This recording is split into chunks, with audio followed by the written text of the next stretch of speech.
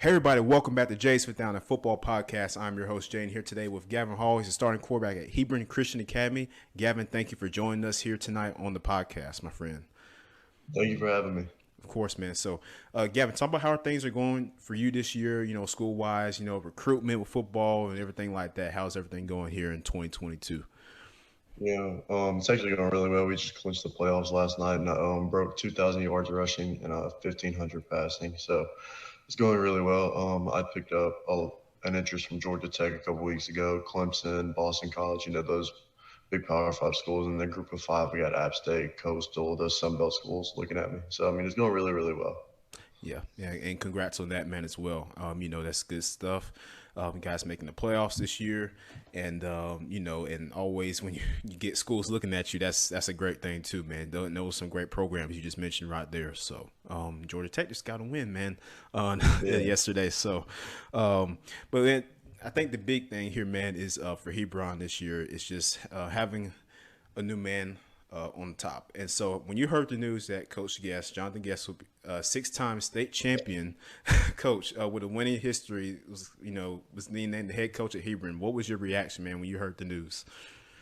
I mean, it was dope. Like, I mean, we were all together when it happened, so we were extremely happy when we found out he was coming.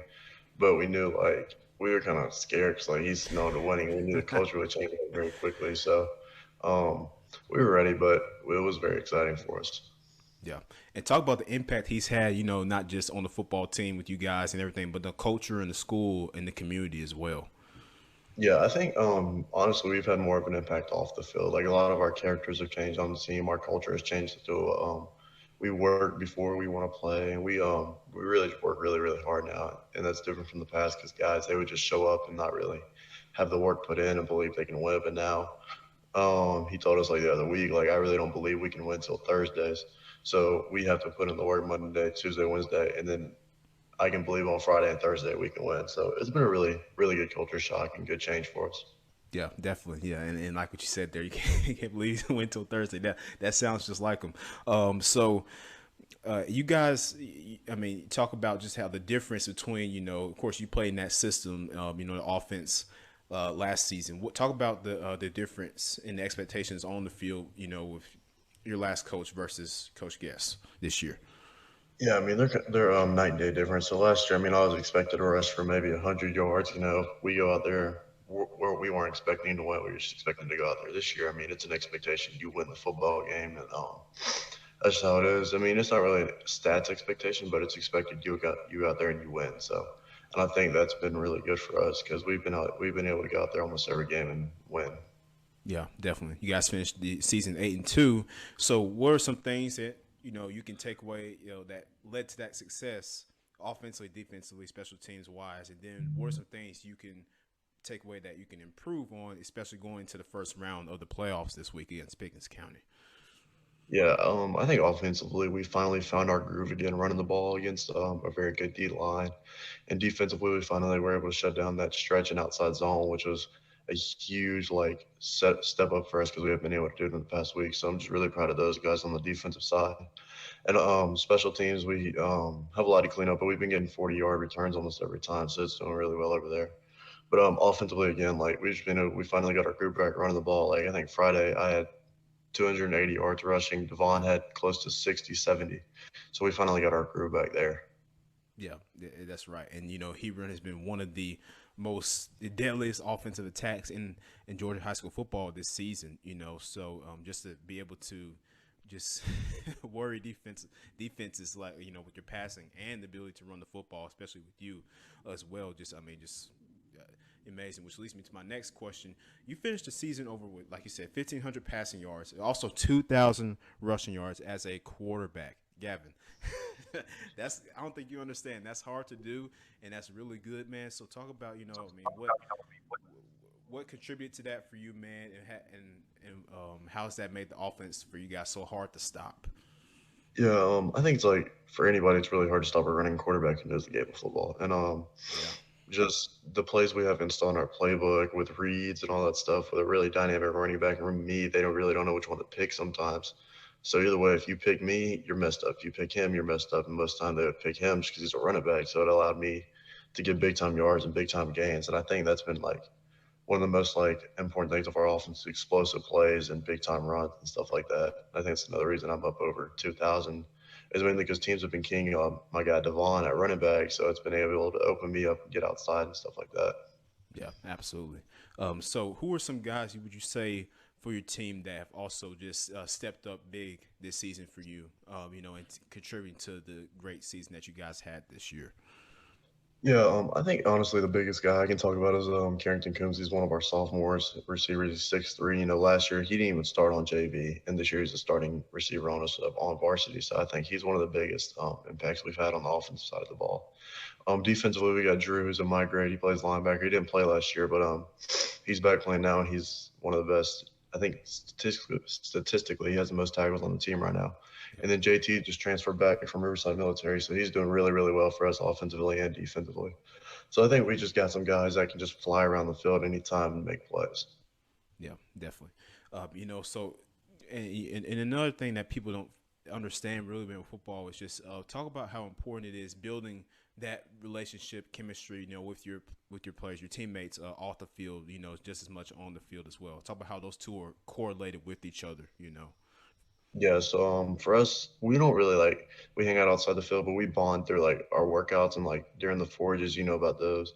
Yep. Um, when we would go and throw at 45 almost every morning, and like we would just bond together like that and get together and just put in work every single day for like 2 or 3 months. And I think that's one of our big reasons we're successful now, because we just went to work together, which grew us seeing each other like down, adversity, things were going right, failure that brought us closer together. Yeah, definitely. And that's right, man. And it's important because when you create that brotherhood and that camaraderie with your teammates, that leads to your success on the field because you're all on the same page, you're all after the same goal. Everybody's got that same mentality, the same mindset. You don't have any egos or anything like that. And those are things that it's important to have for a football team. At least a successful football team like you guys have had this season. So, definitely kudos to you guys up there, just creating a great culture up there at Hebron. It's been really impressive. And so talk about, man, the weight room now. That's a big thing, and how is it? How big of a emphasis is put on the weight room for you guys up there at Hebron? The training, like you mentioned, the workouts. So how has that also contributed to the work on the field that we're seeing on Friday nights?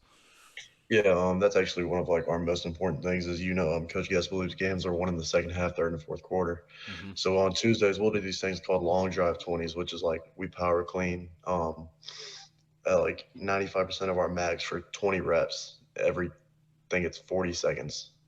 So we'll do it 20 times for every 40 seconds, and it's like just go, go, go, just like you would on a long football drive, Yeah. and just constantly, it's like a battle in your mind or the weight, and whoever's going to win is going to win, just like it is on Friday night, whether with the man across from you, if you're going to win or he's going to win, it's really a mental thing, you know. Yeah. Football is just So, I as. mean, Oh, go ahead. my bad. So I mean, it's just like one of those things that we're working the same principles we are on the field in the weight room, and we're really just pushing ourselves to be great. Yeah, yeah, and like I said, football is just as mental as it is physical, and that's the thing that kind of flies under the radar. It's fundamentals, and if you have that, if you have a strong mentality, if you're mentally tough, those are the things that push you. In fourth quarter, it's tie game, 25-25. You got the ball, you're on 25-yard line. You got to make the drive down the field to get the score. Eat that clock up, kind of wind that defense down. Just kind of tear them down a little bit. Those are the things that really, break opponents, and just the physicality. So just those are really important aspects of football. Just being able to hey, I'm going to, we're both tired, but hey, I'm going to still Yeah. be more tougher than you mentally, and that's going to help, of course, physically. So, but you guys, again, like I mentioned, play Pickens County this week in the first round of the GHSA playoffs. Again, congratulations to you guys there on making the playoffs this year.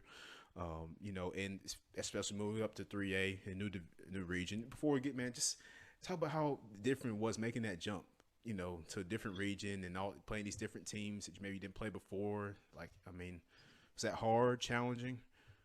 Um, Honestly, like I'll say no, just because we had Coach Guest. So like it was everything was new. So we didn't really even look at it as like, oh, well, this is that much change. We just look at the new teams to play. I mean, yeah, when we saw Coney at home first game of region, we're like, oh, wow, we're really about to go do this. But when we beat them, we're like, oh, okay.